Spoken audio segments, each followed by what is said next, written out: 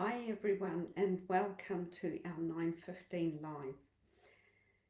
Today we're going to talk about assertiveness, confidence, and I'm going to tell you a little bit about my struggle with confidence because I've struggled with confidence all my life, and I'm grateful because my children don't suffer from it.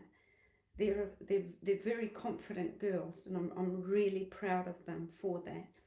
And so even if sometimes we might not be confident, we can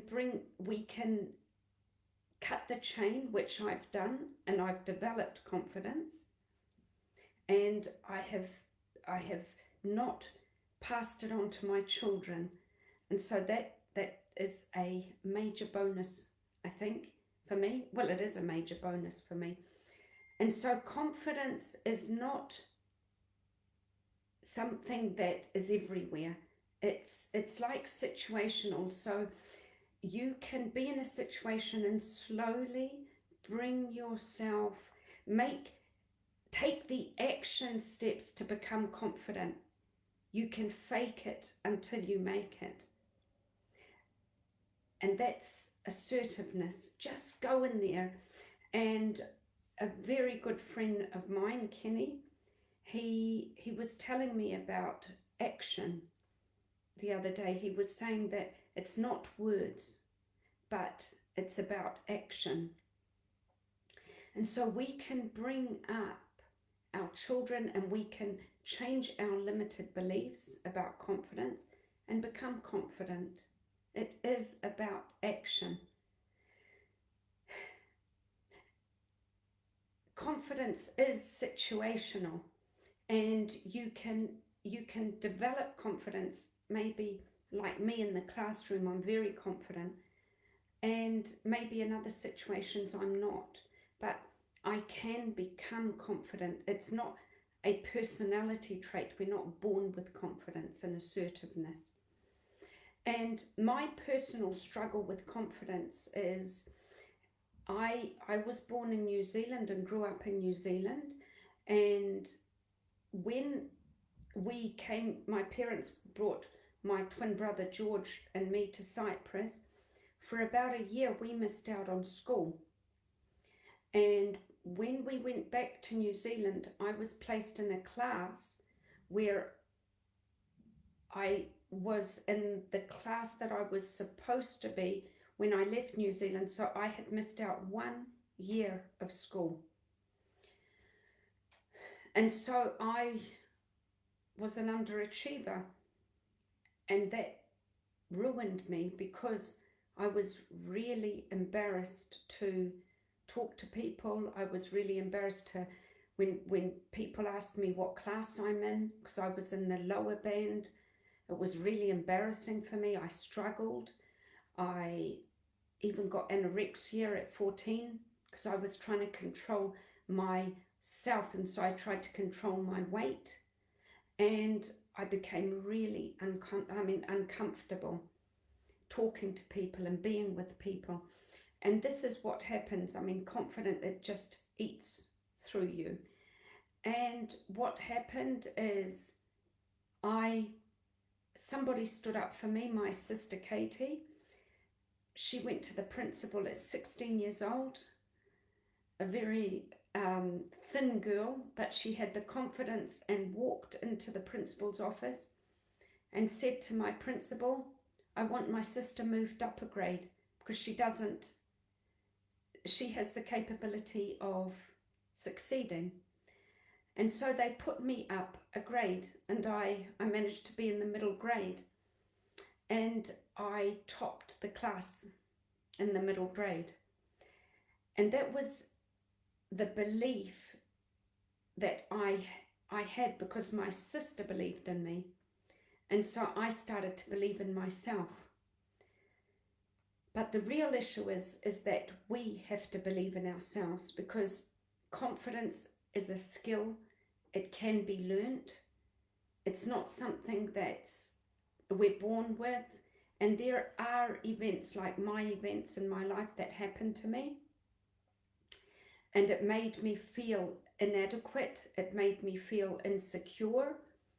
But through that, I became a better version of myself and a teacher, and I am able to understand students who are weak, and I'm able to get down to their level and feel their pain and feel the struggles that they're feeling and be the person who will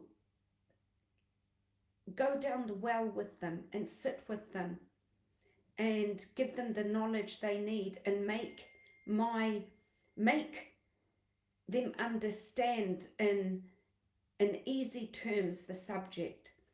And that's what negative events happen in our life, and that's what happens. They make us better versions, more patient and understanding with empathy. That's what these negative things, the negative events in our lives do to us. And so, as my dear friend Kenny says, it's about action. It's about developing the skill of confidence, stepping into a better version of yourself and not being afraid of imperfection. As we had in the live yesterday, the issue of imperfection, nobody really cares if you're imperfect. Nobody really is going to judge you and point the finger at you and say, hey, you imperfect human being. Nobody really, everybody's worrying about their own lives and how to deal with their lot in life. And so that's the beauty of life. We can become permanently better, and we're all imperfect human beings. And even if somebody does put you down, there's a saying that goes, hurt people. So those that are in pain might say to you, hey, you loser, or hey, you bimbo, or hey, whatever they want to say. Let them, because we're all on our own spiritual journey. We're all spiritual beings living out our own life, but we don't have to buy into their hurt, even if they do look at us and hurt us and try to bring us down. We have to believe in ourselves.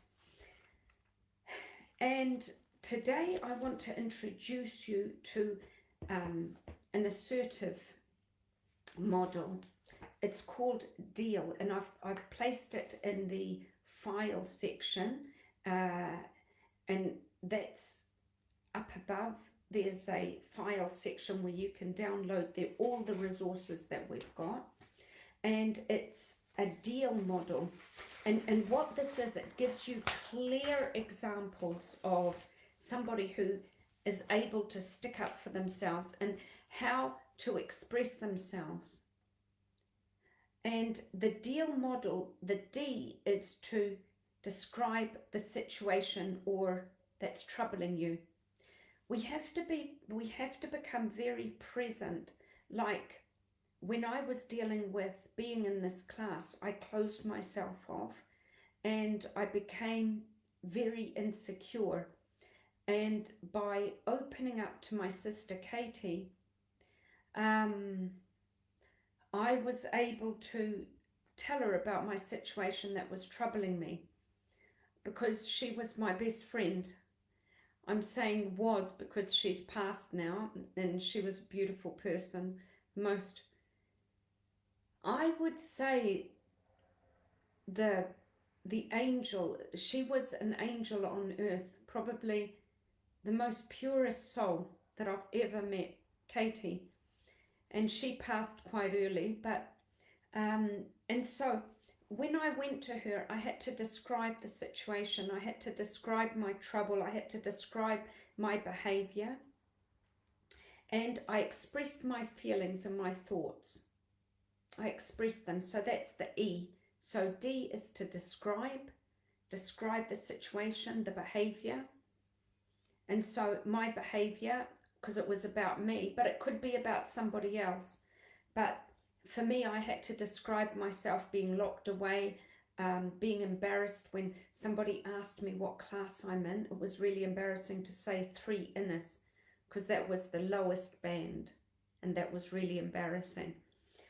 And expressing your feelings and thoughts, like becoming real, really expressing yourself and becoming aware of your situation, where you are now, and your thoughts about it. Where do you want to go? Do you want to be in that class? Because I had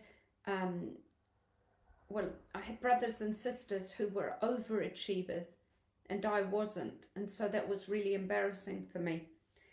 And then ask for help, ask for the changes. So that's the A. You're asking for the help you need. What do you need? What are the changes you feel that would help you? And I was weak to go to the principal. I really had no idea. And so I needed that buddy system, that friend that came down the well in the dark place where I was, in the dark, scary place, and actually sat down and listened.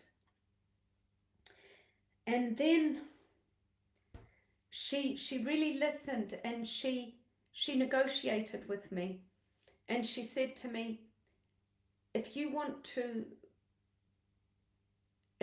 me to go to the principal and talk to the principal about moving you up, you've got to start upping your grades right now. So she negotiated with me. And in a matter of the next week, I got a B+ in my test. And after that, my sister was a science, she was doing science at university. She was doing a Bachelor of Science. And because I loved her so much, I topped the science. I came first equal in science. And now I've got a Bachelor of Science too. And so become very clear of where you are. Describe the situation to the other person. Now, and then the next step is to express your feelings, your thoughts, express what you want, where you are, where you want to go, and that gap in between. Ask for the help you need, and then listen to the person and negotiate with them on the action steps. Now, this deal model, in here I've got a fantastic example. It's in the files above. I've got the most award-winning example in it of how to talk to your spouse or partner and how to negotiate with them about changes that you want, how to deal with difficult situations. And so what you could do is read the situation in here, read how to become assertive, and you can use this in your own life. And remember, assertiveness is something that you're not born assertive. It's something that, what Kenny said, it's about action. Because there's a saying that says that words are your destination. This is what he told me, if I can remember it rightly. Words are your destination, but actions are your journey. And once you start taking one small step at a time, you will reach your destination. You will reach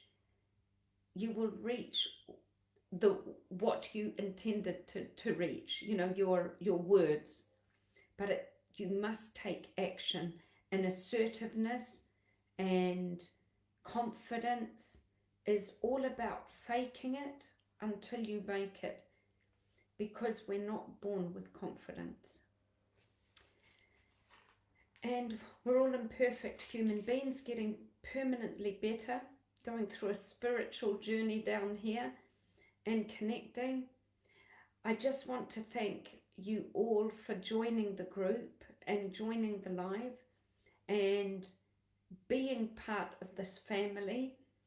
It's just such a beautiful journey of discovering our inner self and having the opportunity to connect to people that are on the same page as us and family members, and walk with them and be the shoulder for people. And if you need a shoulder, the shoulders in the group. There are so many beautiful people in the group, and just walk shoulder to shoulder with each other. That's what we're here for. I want to wish you, it's nighttime here, a very good evening and a good morning to those in New Zealand and Australia and in America. It's probably in the afternoon. I'm not sure, about 3 o'clock, I'm not sure. And so, and in England, I love you all. God bless you all. And remember, we can deal with being imperfect because we're getting permanently better. Bye, everyone.